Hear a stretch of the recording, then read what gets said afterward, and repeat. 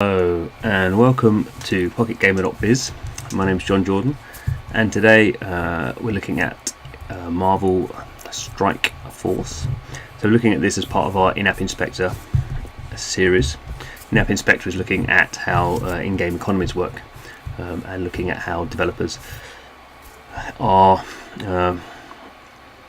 structuring them, looking at the kind of different resources, different coins, currencies, how generous they are giving them away, and what that means for gameplay. So this is the basic screen for Marvel Strike Force. We can see it's different kind of modes and missions here. Just started it off, so there's a few things highlighted. Let's quickly go and have a look. So it's telling me go in and play this mode here, get some rewards. I've been playing in the arena, so you can see it's two different currencies here already. So there's an arena credit currency, then there's a power core. So this is a kind of key element here. Power cores to purchase orbs, energy refills, health packs, supplies, etc. So a little bit of that. Have we got anything else? Some more similar rewards. There we go. So it's our inbox done. What we've got here, so this is the orbs. So orbs are kind of effectively the loot boxes. So I've got two free ones here. So we're going to just open those up. What do we get? So we've got some shards for this character here. The hand sentry, not a very useful character. So we can see here this improved close combat tactics is actually something needed by Gamora, the character there. So it looks like a gear system, part of her gear system, and this one here. So DNA, again, a gear, kind of gear leveling system required by Hulk. So we're getting an idea about how this works. Let's have another one. So similar. No current character I have in my roster requires the vial and beta cloth. So quite a whole bunch of different characters might use that one, and a shard for a mercenary right guard, again not particularly useful as a character. Okay, so they're the free ones we got. Obviously the free things not necessarily very high powered, which is why they're free. So go to supplies. Supplies shows you the is the kind of marketplace, the store. So there's orbs here which we've seen. Actually I've got a few more. So this one here is a premium orb.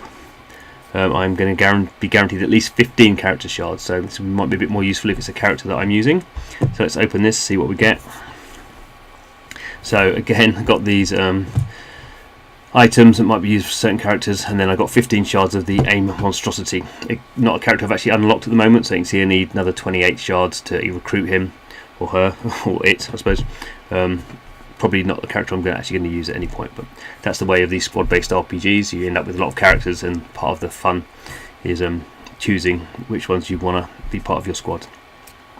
So we can see here at this point I can use my this currency to open another one.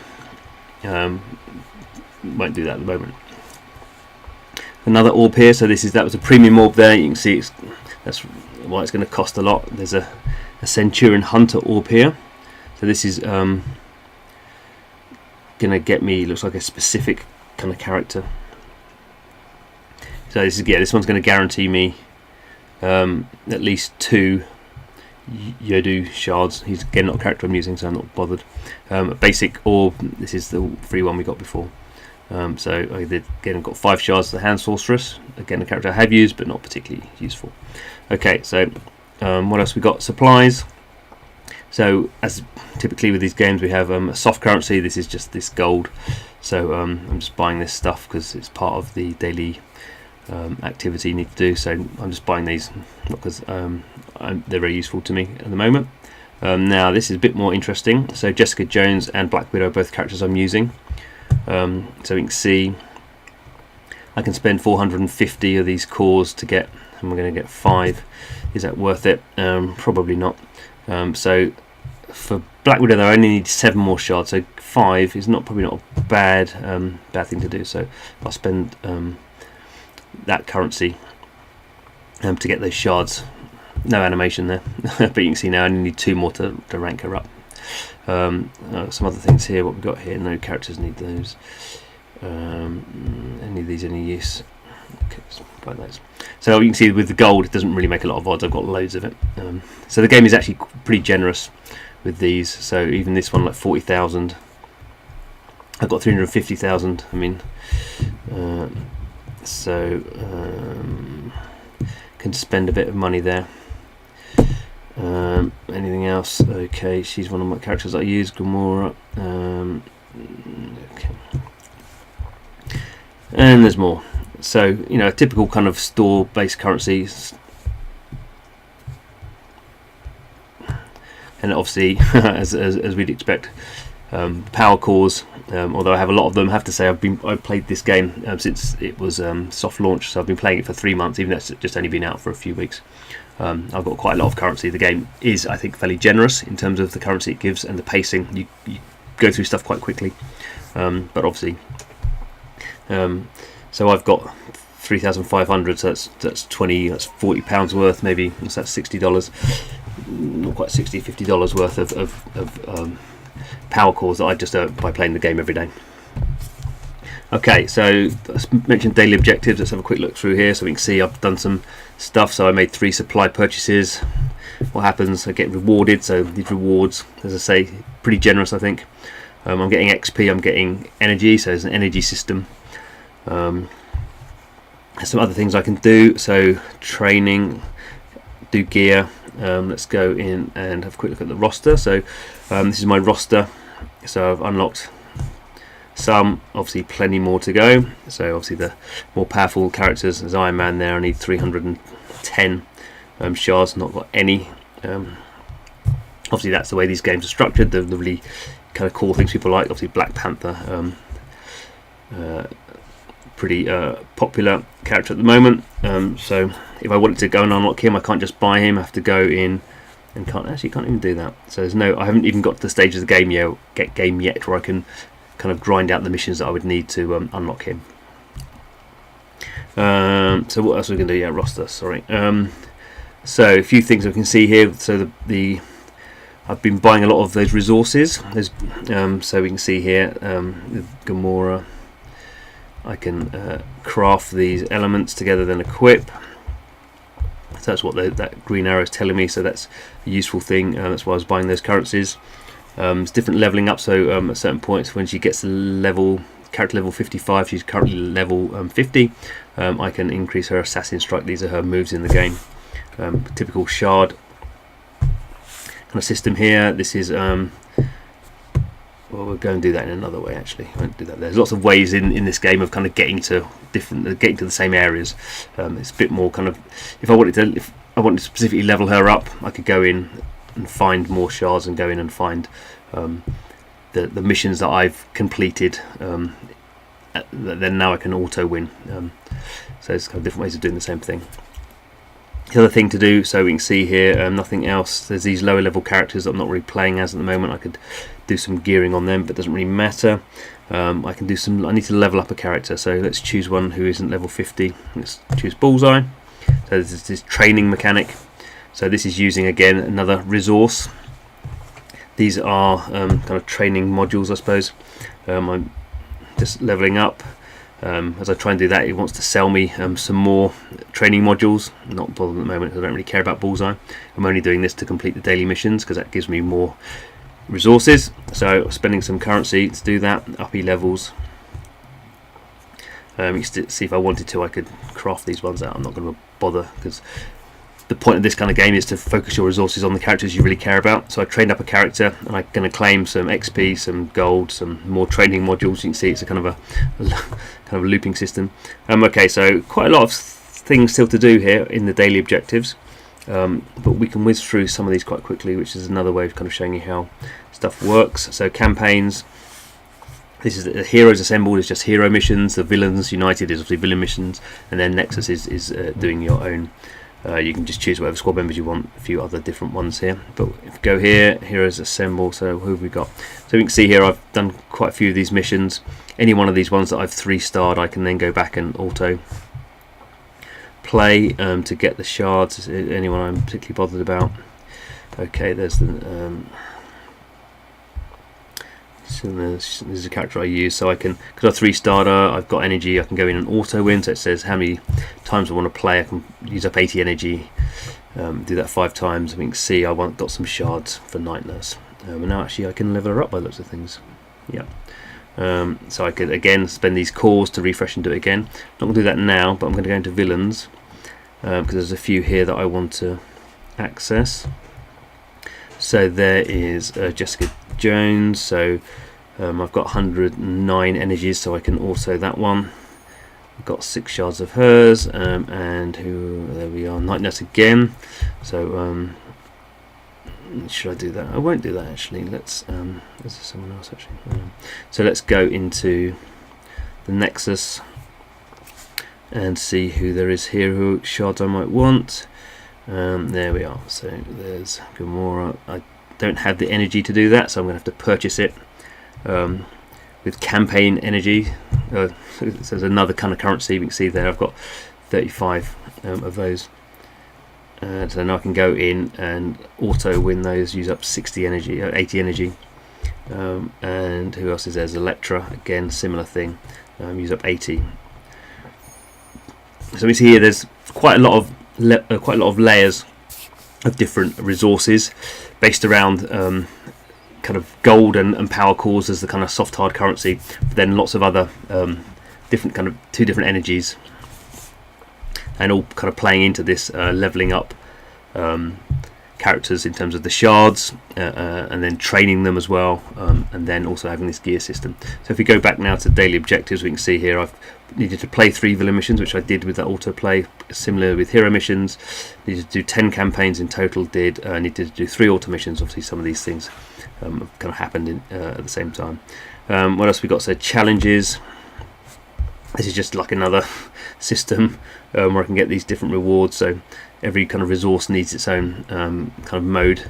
So this is using an auto coin, again another specific currency for this specific mode. May seem a bit confusing, but basically when you're playing the game, you just like, oh, I can just auto this. So it's less confusing than it would appear if you've not played the game for the first time. So I did those 2 challenges.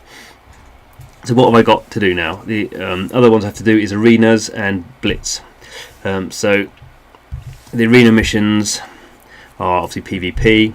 We've not shown you the gameplay yet, so let's maybe quickly do that. So we can see here, this is my rank and my power. We can see here I'm obviously going to be attacking.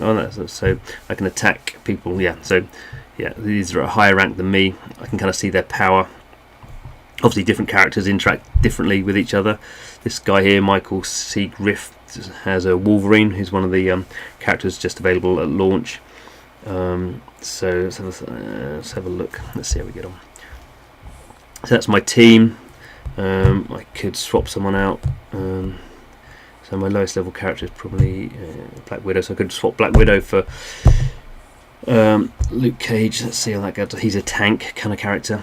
So let's quickly rush through this, so at least you see some gameplay. Obviously this is something I'm going to be doing quickly, so I'm going to put it on 3 speed and do it on autoplay.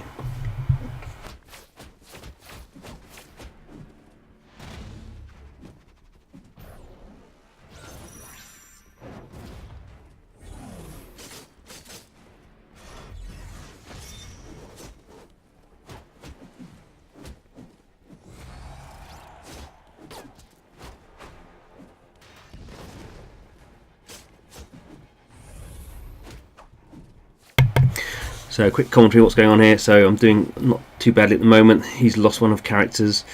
Everyone's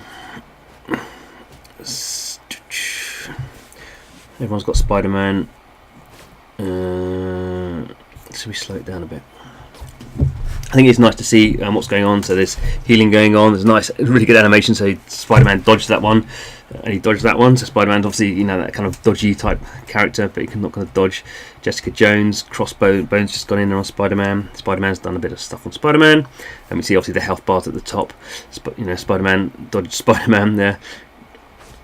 So that was Gamora's just taken Spider-Man out. So we can see we're probably going to win this one now, yeah, because Crossbones is not looking too healthy. Then so she only got the heal character there, and she's not very powerful. And And that's a pretty big attack from Gamora. Who's up next? So she's just healing herself. That's all really she can do. Oh, she's brought in Captain America. Oh, so 2 enemies remaining. Okay. Dodged. But Jessica Jones has taken him straight out. And there we go. So Gamora's finished off. So there we go. So victory. The gameplay is kind of effectively the same no matter what mode you're in. Just different kind of enemies or different squad setups. So I ranked up there. Obviously, again, more rewards from that. And now it's on a time down, so if I want to speed up again, I use the 25 power cores to speed it up, otherwise I wait for 13 minutes. So kind of in conclusion, I suppose, in terms of Marvel Strike Force, we can see pretty much everything I do, I get more rewards for doing. So this one is just a gold orb, so it gives me more soft currency. You can see, so pretty generous. I started off with about 350,000. Now I'm up to 500 and over 500,000.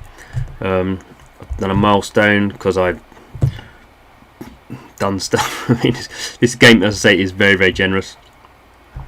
And it seems confusing. I say it seems confusing, but fundamentally, it's like any other free-to-play mobile game. It has a soft currency, gold, which you get more of using the hard currency, which is orbs. If you want more orbs, you spend real money. You have an energy system, which has another kind of currency. So this campaign energy, which is actually I think a new thing they've brought in. It wasn't the case during the soft launch. Why are you spending this kind of currency? What's the point of the game? Well, it's unlocking new characters. It's leveling up the characters you've got. Training them in terms of there's a level, there's a training, there's a gear system, so that's a few different kind of layers of doing that.